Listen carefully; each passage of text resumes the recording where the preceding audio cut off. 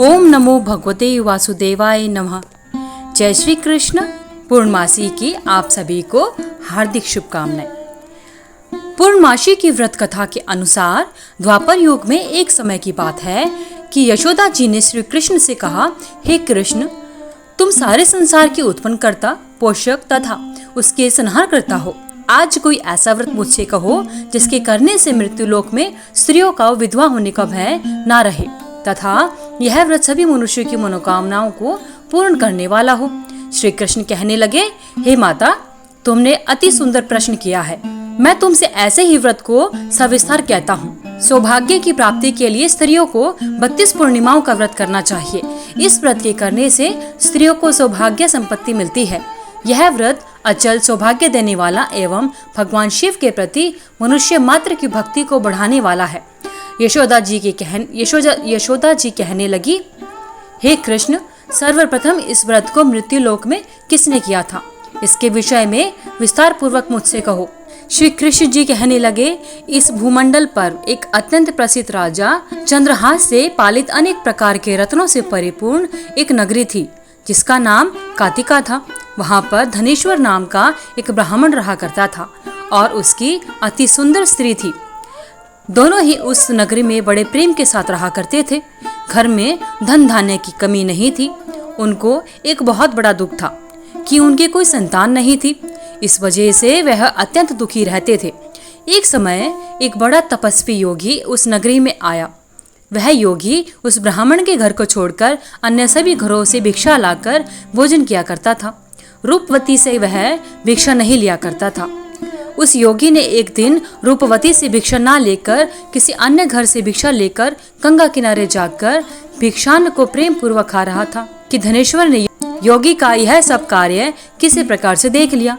अपनी भिक्षा के अनादर से दुखी होकर धनेश्वर योगी से बोला, महात्मन, आप सब घरों से भिक्षा लेते हैं परंतु मेरे घर की भिक्षा कभी नहीं लेते, इसका क्या कारण है?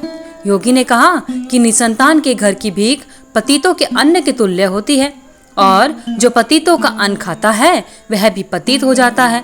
क्योंकि तुम निसंतान हो, अतः पतित हो जाने के भय से मैं तुम्हारे घर की भिक्षा नहीं लेता। धनेश्वर यह बात सुनकर अपने मन में बहुत दुखी हुआ और हाथ जोड़कर योगी के पैरों पर गिर पड़ा तथा कहने लगा, हे महाराज, यदि ऐसा है तो आप मुझको पुत्र प्राप्ति का कोई उपाय बताइए।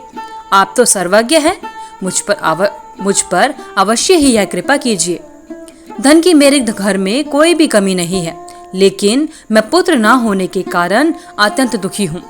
आप मेरे इस दुख का कोई समाधान बताइए। आप सामर्थ्यवान हैं। यह सुनकर योगी कहने लगे, हे ब्राह्मण, तुम माता चंडी की आराधना करो।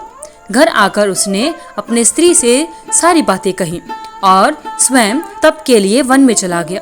वन में जाकर उसने माता चंडी की उपासना की और उपवास किया। माता चंडी ने 16वें दिन उसको स्वप्न में दर्शन दिया और कहा, हे धनेश्वर, जा, तेरे पुत्र होगा, परंतु वह 16 वर्ष की आयु में ही मृत्यु को प्राप्त हो जाएगा। यदि तुम दोनों स्त्री पुरुष 32 पूर्णिमाओं का व्रत विधि पूर्वक करोगे तो वह दीर्घायु हो जाएगा। जितनी तुम्हारी सामर्थ्य हो, आटे के दिए बनाकर भगवान शिव जी का पूजन करना, परंतु पूर्णमासी को प्रातःकाल होने पर इस स्थान के समीप ही तुम्हें एक आम का वृक्ष दिखाई देगा। उस पर चढ़कर एक फल तोड़कर शीघ्र अपने घर चले जाना और अपनी स्त्री से सब वृतांत कहना। ऋतु स्नान के पश्चात वह स्वच्छ होकर श्री शंकर जी का ध्यान करके उस फल को खा लेगी। तब शंकर भगवान की कृपा से उसको पुत्र की प्राप्ति होगी। जब वह ब्राह्मण सुबह उठा तो उसने उस स्थान के पास ही एक आम का वृक्ष देखा जिस पर एक अत्यंत सुंदर आम का फल लगा हुआ था। उस ब्राह्मण ने उस आम के वृक्ष पर चढ़कर उस फल को तोड़ने का प्रयत्न किया, परंतु वृक्ष पर कई बार प्रयत्न करने पर भी वह नहीं चढ़ पाया। तब तो उस ब्राह्मण को बहुत चिंता हुई और विघ्न विनाशक श्री गणेश जी की वंदना करने लगा। हे दयानिधे, अपने भक्तों के विघ्नों का नाश करके उनके मंगल कार्य को करने वाले, दुष्टों का नाश करने वाले, रिद्धि सिद्धि को देने वाले, आप मुझ पर कृपा करके इतना बल दें कि मैं अपने मनोरथ को पूर्ण कर सकूं। इस प्रकार गणेश जी की प्रार्थना करने पर उनकी कृपा से धनेश्वर वृक्ष पर चढ़ गया और उसने एक अति सुंदर आम का फल देखा। उसने विचार किया कि जो वरदान से फल मिला है वह यह है और कोई फल दिखाई नहीं देता। उस धनेश्वर ब्राह्मण ने जल्दी से उस फल को तोड़कर अपनी स्त्री को लाकर दिया और उसकी स्त्री ने अपने पति के कहे अनुसार उस फल को खा लिया और वह गर्भवती हो गई। देवी जी की असीम कृपा से उसे एक अत्यंत सुंदर पुत्र उत्पन्न हुआ, जिसका नाम उन्होंने देवीदास रखा। माता पिता के हर्ष और शोक के साथ वह बालक शुक्ल पक्ष के चंद्रमा की तरह अपने पिता के घर में बढ़ने लगा। भवानी की कृपा से वह बालक बहुत ही सुंदर, सुशील और विद्या में बहुत ही निपुण हो गया।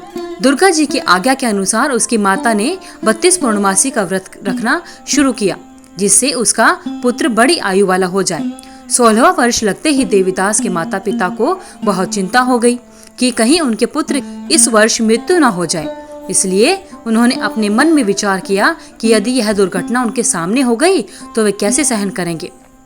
इसलिए उन्होंने देवीदास की मामा को बुलाया और कहा कि हमारी इच्छा है कि देवीदास 1 वर्ष तक काशी में जाकर विद्या प्राप्त करे और उसको अकेला भी नहीं छोड़ना चाहिए। इसलिए साथ में तुम चले जाओ और 1 वर्ष के पश्चात इसको वापस लौटा लाना।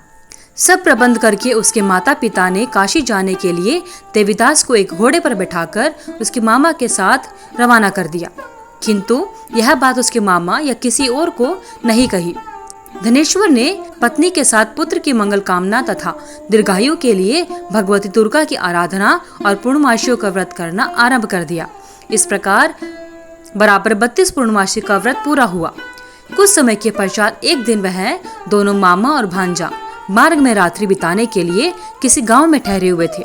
उस दिन उस गांव की एक ब्राह्मण की अत्यंत सुंदर, सुशील और विदुषी तथा गुणवती कन्या का विवाह होने वाला था। जिस धर्मशाला के अंदर वर और उसकी बारात ठहरी हुई थी, उसी धर्मशाला में देवीदास और उसके मामा भी ठहरे हुए थे। संयोगवश कन्या को तेल चढ़ाकर मंडप का कृत्य किया गया तो लगन के समय वर को धनुर्वात हो गया और वर के पिता ने अपने कुटुंबियों, अपने परिवार वालों से परामर्श करके निश्चय किया कि यह देवीदास मेरे पुत्र जैसा ही है, मैं इसके साथ ही लग्न करा दूं और बाद में विवाह के अन्य कार्य मेरे लड़के के साथ हो जाएंगे। ऐसा सोचकर देवीदास के मामा से जाकर बोला कि तुम थोड़ी देर के लिए अपने भांजे को हमें दे दो, जिससे विवाह के लगन का सब कृत्य सुचारू रूप से हो सके। तब उसका मामा कहने लगा, वो भी कन्यादान के समय वर को मिले वह सब इसको दे दिया जाए तो मेरा भांजा इस बारात का दूल्हा बन जाएगा। यह बात वर के पिता ने स्वीकार कर ली, पर उसने अपना भांजा वर पन्ने को भेज दिया और उसके साथ सब विवाह कार्य रात्रि में विधि पूर्वक संपन्न हो गया।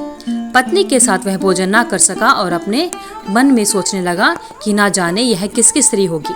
वह एकांत में सोचता रहा और उसकी आंखों में आंसू भी आ गए। तब वधू ने पूछा कि क्या बात है, आप इतने उदासीन व दुखी क्यों हैं? तब उसने सब बातें जो वर के पिता व उसके मामा में हुई थी उसको बता दी।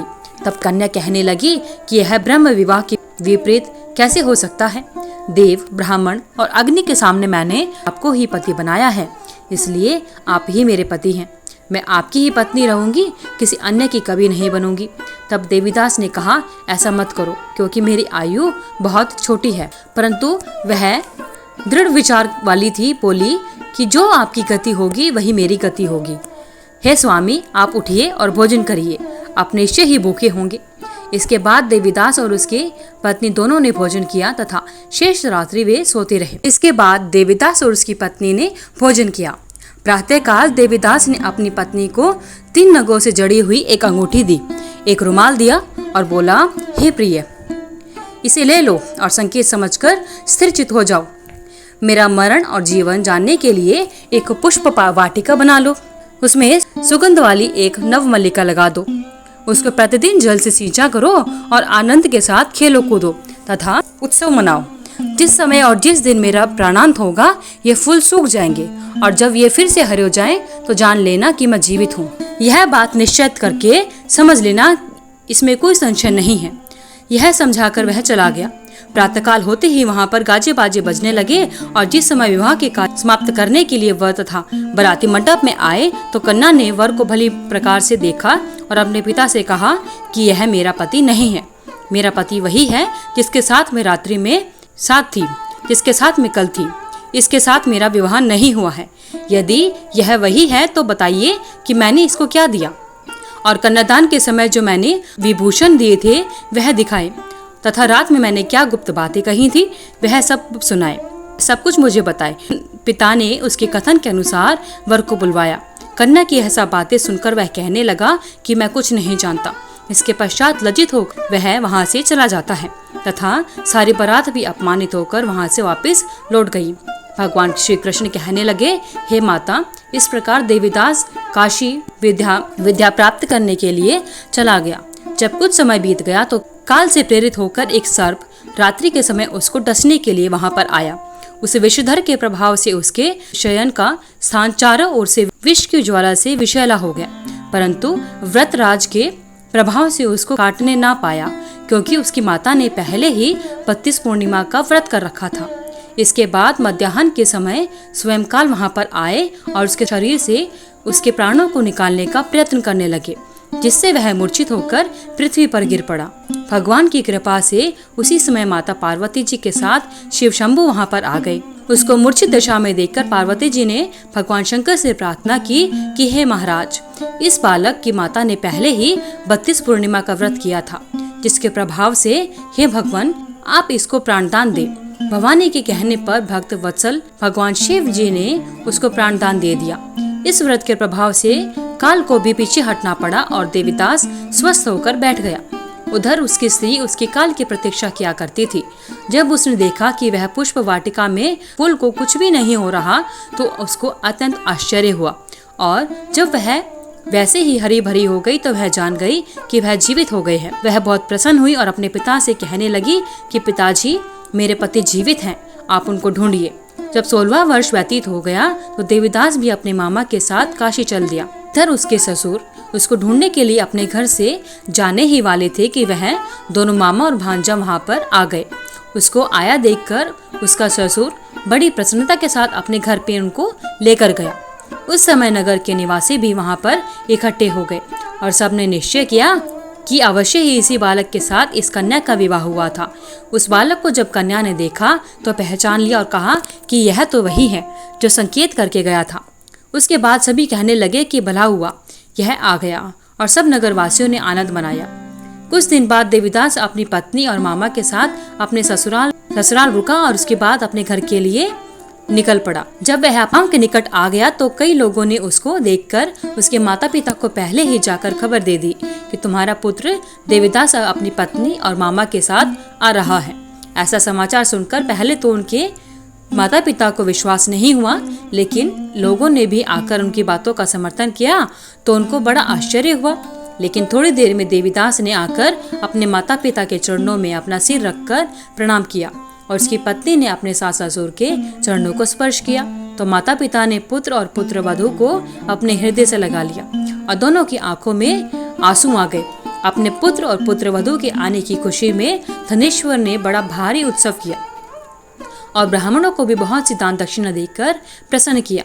श्री कृष्ण जी कहने लगे कि इस प्रकार धनेश्वर 32 पूर्णिमाओं के व्रत के प्रभाव से पुत्रवान हो गया। जो भी स्त्रियां इस व्रत को करती हैं वे जन्म जन्मांतर में वैधव्य का दुख नहीं भोगती और सदैव सौभाग्यवती रहती हैं। यह मेरा वचन है, इसमें कोई संदेह नहीं मानना। यह व्रत पुत्र पौत्र देने वाला तथा संपूर्ण मनोकामनाओं को पूरा करने वाला है। 32 पूर्णिमाओं के व्रत करने से व्रती की सभी इच्छाएं भगवान शिव की कृपा से पूर्ण हो जाती हैं। बोलिए हर हर महादेव। हे भगवान शिव शंभु, हे भगवान श्री कृष्ण, जिस प्रकार आपने धनेश्वर और उसके परिवार पर अपनी कृपा बनाई, उसी प्रकार 32 पूर्णिमाओं का व्रत करने वाले एवं पूर्णिमा व्रत करने वाले सभी पर अपनी कृपा बनाए रखना। सनातन धर्म में लोगों के लिए साल की प्रत्येक पूर्णिमा का खास महत्व होता है। नए साल में सबसे पहले पौष पूर्णिमा मनाई जाएगी, जिसका व्रत पौष माह के शुक्ल पक्ष की पूर्णिमा तिथि को रखा जाएगा। इस दिन किसी पवित्र नदी में स्नान और जरूरतमंद लोगों को दान देना फलदायी माना जाता है। कुछ लोग पौष पूर्णिमा के दिन व्रत रखने के साथ साथ भगवान सत्यनारायण और देवी लक्ष्मी की पूजा भी करते हैं। पूर्णिमा के दिन सत्यनारायण कथा का एवं सत्यनारायण व्रत करना अत्यधिक लाभदायक एवं महत्वपूर्ण होता है। पूर्णिमा व्रत का पारण शाम में चंद्रमा को अर्घ्य देने के बाद किया जाता है। इस बार पौष पूर्णिमा के दिन से प्रयागराज में महाकुंभ का आरंभ भी हो रहा है, इसलिए इस बार की पौष पूर्णिमा अत्यधिक महत्वपूर्ण है। आइए अब जानते हैं 2025 में यह साल की पहली पूर्णिमा कब है, इसका व्रत किस दिन रखा जाएगा। साथ ही स्नान दान के शुभ मुहूर्त के बारे में भी जानते हैं। वैदिक पंचांग के अनुसार इस साल पौष माह में आने वाली शुक्ल पक्ष की पूर्णिमा तिथि का आरंभ 13 जनवरी 2025 को सुबह 5:03 से होगा, जिसका समापन 14 जनवरी 2025 को प्रातः काल 3:56 पर होगा। उदया तिथि के अनुसार इस बार पौष पूर्णिमा का व्रत 13 जनवरी को रखा जाएगा। सनातन धर्म में स्नान दान करने के लिए ब्रह्म मुहूर्त को सबसे उत्तम माना जाता है। पंचांग के अनुसार पौष पूर्णिमा के दिन ब्रह्म मुहूर्त प्रातः काल 5:27 से लेकर सुबह 6:21 तक रहेगा। इस समय आप स्नान दान कर सकते हैं। पौष पूर्णिमा पर चंद्रोदय का समय शाम 5:04 पर रहेगा। जो लोग पौष पूर्णिमा का व्रत रखेंगे वो शाम को चंद्रोदय के समय चंद्रदेव की पूजा करें, चंद्रदेव को अर्घ्य दें और फिर व्रत का पालन करें। धार्मिक मान्यता के अनुसार पौष पूर्णिमा पर व्रत रखने से साधक को चंद्र दोष से छुटकारा मिलता है, साथ ही जीवन में खुशियों का आगमन होता है। भगवान श्री हरि विष्णु की आप सभी पर कृपा बनी रहे। अगर आपको वीडियो में दी हुई जानकारी अच्छी लगी तो वीडियो को लाइक करें, शेयर करें, चैनल को सब्सक्राइब करके बेल आइकन को जरूर प्रेस करें ताकि आगे आने वाली सभी वीडियोस की नोटिफिकेशन आप तक समय से पहुंचती रहे। आपका दिन मंगलमय एवं शुभ हो। कमेंट बॉक्स में जय श्री कृष्ण लिखना ना भूलें।